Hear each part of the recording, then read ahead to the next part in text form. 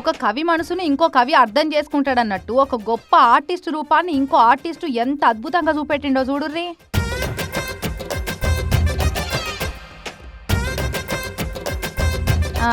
ఇలా పెద్ద గొప్ప ఏమున్నది, మామూలుగా అందరు గీసినట్టే గీసిర్రు.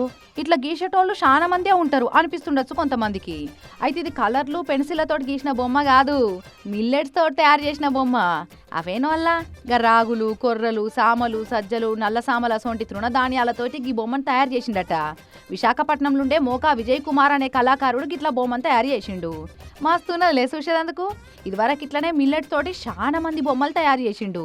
విరాట్ కోహ్లీ బొమ్మ, పెద్ద ఎన్టీఆర్ బొమ్మ, మోడీ సారు నిలువెత్తు బొమ్మ, గంతెందుకు మొన్నీ నడుమ కాలం చేసిన రతన్ టాటా బొమ్మ, America vice president JD Vance బొమ్మ.